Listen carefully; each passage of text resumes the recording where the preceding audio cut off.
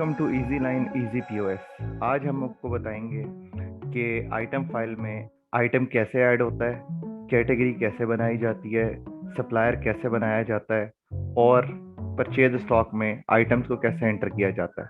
तो सबसे पहले हम देखते हैं आइटम फाइल में जाके कि हमने आइटम कैसे रजिस्टर करना है। सबसे पहले हम आइटम फाइल पे क्लिक करेंगे, ऐड का बटन दबाएंगे, यहाँ पे आइटम कोड दे देंगे।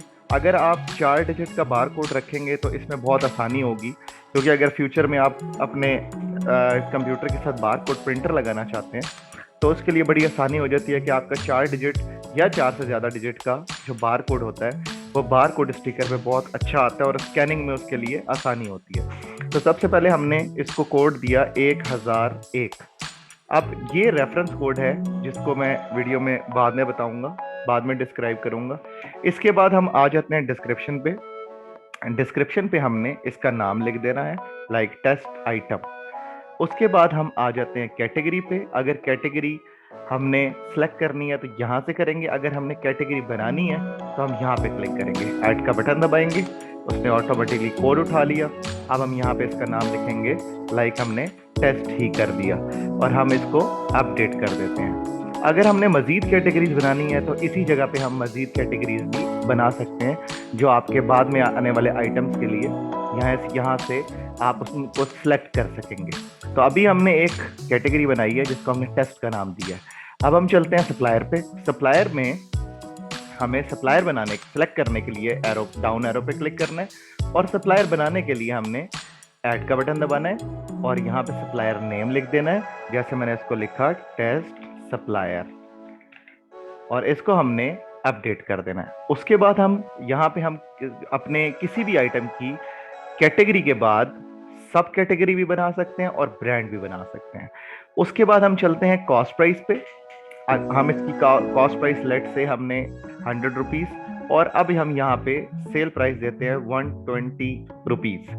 उसके बाद यहाँ पे हमने इसका रीऑर्डर लेवल सेट करना है, जो कि आपको ये बताएगा कि एक आइटम की क्वांटिटी अगर 10 रह गई है तो सॉफ्टवेयर अलर्ट जारी कर देगा कि अब इस बैक एंड पे आपको रीऑर्डर फॉर्म बना देगा, कि ये ऑटोमेटिकली आपका रीऑर्डर फॉर्म बनाएगा, जो कि आपको बताएगा कि ये क्वांटिटी जो भी आपने लिखी, जैसे मैंने यहाँ पे 10 लिखी है, तो ये बैक एंड पे आपको बताएगा कि अब आपकी जो स्टॉक है वो 10 से नीचे आ गया है। तो उसके लिए ये हमने यहाँ पे रीऑर्डर लेवल को हमने कोई भी क्वांटिटी देनी हो तो हम देते हैं। उसके बाद हम यहाँ पे आते हैं, तो हमने हर आइटम के लिए लोकल सेलेक्ट करना होता है, आइटम टाइप को लोकल सेलेक्ट करना है। अगर हमने एक आइटम पे लोकल सेलेक्ट कर दिया तो अब ये तमाम आइटम्स के ऊपर ऑटोमेटिकली लोकल आएगा।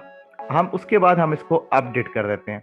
अब आपने देखा होगा इस वीडियो में कि हमने आइटम फाइल में आइटम को रजिस्टर करने के लिए सबसे पहले उसका आइटम कोड दिया, उसके बाद उसकी डिस्क्रिप्शन दी, उसके बाद उसकी कैटेगरी बनाई, उसके बाद उसका सप्लायर बनाया, उसके बाद हमने कॉस्ट प्राइस दी, सेल प्राइस दी और रीऑर्डर लेवल दिया। उसके बाद हमने इसको अपडेट कर दिया। इसके बाद चलते हैं, अगर आपने सॉफ्टवेयर के अंदर आइटम फाइल में जाए बगैर आपने कैटेगरी बनानी है तो यहाँ पे आप मजीद कैटेगरीज बना सकते हैं। देखिए कोड वो ऑटोमेटिकली उठा रहा है। अब आपने कोई भी कैटेगरी बनानी है तो वो आप यहाँ से बना सकते हैं। इसी तरह आपने सप्लायर में सप्लायर मजीद ऐड करना है तो ये देखें उसने कोड ऑटोमेटिकली उठा दिया, और यहाँ पे आप उसका नाम लिख सकते हैं XYZ, जो भी सप्लायर नेम हो, ठीक है। और कोई भी उसकी इंफॉर्मेशन डालनी है तो वो आप इंफॉर्मेशन ऐड कर सकते हैं। उसके बाद अब आपको ये बताएंगे कि आपने जो आइटम रजिस्टर किया है टेस्ट आइटम के नाम से,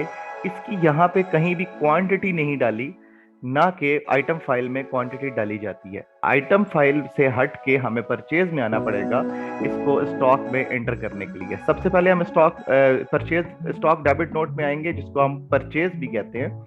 यहाँ पे हम आके ऐड का बटन दबाएंगे, यहाँ से हमारा जो भी सप्लायर होगा उसको हम सेलेक्ट करेंगे, और परचेज में रह के भी हम यहाँ पे सप्लायर नया बना सकते हैं। तो अभी हमने सप्लायर सेलेक्ट कर लिया। अब यहाँ पे ये लिखा हुआ है REF, रेफरेंस नंबर और इनवॉइस नंबर। जो भी आपने चीज अपनी शॉप के लिए, अपने बिजनेस के लिए परचेज की है, जिस वेंडर से सप्लायर से आपके पास आई है, उसके अगेंस्ट एक इनवॉइस नंबर मेंशन होगा जो आपको इनवॉइस आई है, वो इनवॉइस नंबर हम यहाँ पे मेंशन कर देंगे। जैसे इस केस में मैं लिखता हूँ 1 2 3। और अब हम यहाँ सेलेक्ट कर लेंगे हमारी मोड ऑफ पेमेंट कैश हुई है सप्लायर से या क्रेडिट हुई है। उसके बाद हम हेडर इंफॉर्मेशन को सेव कर लेंगे। उसके बाद हमने यहाँ पे नीचे ऐड का बटन दबा देना है। अब यहाँ पे हमारे पास आइटम कोड को सर्च करने के लिए दो ऑप्शन मौजूद हैं। एक हम कोड से आइटम को सर्च कर सकते हैं और दूसरा हम डिस्क्रिप्शन से भी सर्च कर सकते हैं। तो हम कोड से सर्च करके देखते हैं पहले 100। वो देखें आपके सामने स्क्रीन पे आ गया कि ऑटोमेटिकली उसने उठा लिया ये।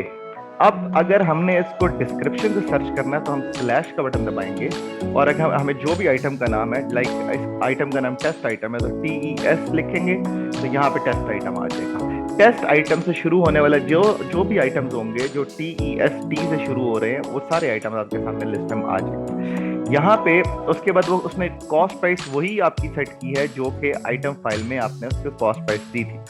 उसके बाद हम यहाँ पे इसकी क्वांटिटी लिखेंगे। क्वांटिटी हमारे पास इसकी हम 20 लिख देते हैं और उसके बाद ये स्कीम आ जाती है। ये ग्रोसरी स्टोर के ऊपर स्कीम वगैरह चलती है। उसके बाद हमें अगर इनवॉइस के ऊपर आइटम वाइज डिस्काउंट आया है तो वो डिस्काउंट की हम परसेंटेज यहाँ पे लिख सकते हैं और इस कॉलम में ऑटोमेटिकली उसकी डिजिट में वो अमाउंट में आ जाएगी जो भी परसेंटेज हम डालेंगे। इसी तरह यहाँ पे अगर इनवॉइस के ऊपर सेल्स टैक्स आपको अप्लाई हुआ है तो उस इनवॉइस की यहाँ पे परसेंटेज लिखेंगे और साथ वाली विंडो में आपको उसकी अमाउंट आ जाएगी। उसके बाद उसने आपसे पूछा कि इसकी कॉस्ट प्राइस 100 रुपीज है। आप यहाँ पे देखेंगे स्क्रीन के ऊपर कि ये आपके पास उसने टोटल कॉस्ट निकाल दी 20 आइटम की और यहाँ पे नेट कॉस्ट प्राइस उसने सेट कर दी। उसके बाद उसने यहाँ पे सेल प्राइस आपको बता दी।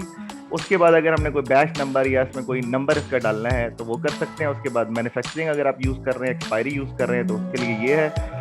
उसके बाद हमसे ये पूछता है do you want to add more items. तो यहाँ पे हमने अगर अपनी इनवॉइस के अंदर मजीद आइटम ऐड करने हैं जो कि हमारे 1 2 3 इनवॉइस के अंदर मजीद आइटम अगर आए हैं तो हम इसको यस कर देंगे, अदरवाइज हम इसको नो कर देंगे और पोस्ट का बटन दबा देंगे। अगर आप पोस्ट का बटन नहीं दबाएंगे तो ये हमारा सॉफ्टवेयर स्टॉक एंटर नहीं करेगा। ये जो आपने 20 क्वांटिटी डाली है इसको एंटर नहीं करेगा। तो यहाँ सबसे पहले हम पोस्ट का बटन दबाएंगे। अब वो आपसे पूछ रहा है do you want to continue posting, हम यस कर देंगे और प्रोसेस कंप्लीटेड सक्सेसफुली, हम ओके का बटन दबाएंगे। अब अगर हमने इस इनवॉइस का प्रीव्यू देखना है कि हमारे पास प्रीव्यू क्या आया है इस इनवॉइस का, तो ये हमें दिखाएगा। यहाँ पे नंबर के बटन पे क्लिक करेंगे और हम नो प्रिंटर का चेक लगा देते हैं। ये देखिए अब ये आपने टेस्ट सप्लायर से इनवॉइस नंबर या रेफरेंस नंबर 1 2 3 के अगेंस्ट आपने टेस्ट आइटम खरीदा, 20 क्वांटिटी खरीदी, 100 कॉस्ट प्राइस थी, 120 सेल प्राइस थी, टोटल कॉस्ट 2000 थी, टोटल सेल 2400 थी और इस अमाउंट का मार्जिन आपके पास 400 रुपीज आया। यानी कि हमारी जो बाइंग थी वो 2000 की हो गई, हमारी जो सेलिंग होगी वो 2400 की होगी और जो हमारा मार्जिन है, जो हमारा प्रॉफिट है वो 400 रुपीज होगा। उसके बाद आपको मैं बताता चलूं कि अब हम चलते हैं पॉइंट ऑफ सेल की तरफ। पॉइंट ऑफ सेल वो जगह है जहां पे हम अपनी प्रोडक्ट को सेल करने के लिए जाते हैं। तो पॉइंट ऑफ सेल पे हम आ जाएंगे। यहाँ पे हमारे पास यूज़र आईडी P है और पासवर्ड भी हमने आसानी के लिए P और P सेलेक्ट किया हुआ है। अब हम यहाँ पे लॉगिन करते हैं। लॉगिन करने के बाद हमारे पास यहाँ पे ये आ गया। सबसे पहले आप देख रहे हैं इजी रिटेल मैनेजमेंट सिस्टम है। अब यहाँ पे भी हमारे पास दो ऑप्शन है कि अगर हम आइटम को कोड से सर्च कर लें या हम आइटम को डिस्क्रिप्शन से सर्च कर लें। सबसे पहले मैं आपको कोड से सर्च करके दिखाता हूँ। जो कि आपकी प्रोडक्ट्स होंगी जो स्कैन होंगी वो आप उनको यहाँ पे स्कैन कर सकते हैं। तो सबसे पहले मैंने कोड को सर्च किया। यहाँ पे इसने मुझसे पूछा कि कितनी क्वांटिटी आप सेल करना चाह रहे हैं, जो कि आपने आइटम फाइल में रजिस्टर की थी। और यहाँ पे ये आपको इसकी क्वांटिटी भी दिखा रहा है कि इस टाइम ये आपके पास 20 मौजूद है। ठीक है, उसके बाद इसको हमने ड्रॉप डाउन किया। इंटर का बटन प्रेस करने के बाद ये नीचे आ गया और यहाँ पे जब हमने इसकी प्राइस सेट की तो ये हमें 120 रुपीज़ या जितने हमें कस्टमर पैसे देगा उसके अगेंस्ट हमारी ये चेंज वापस हो जाएगी।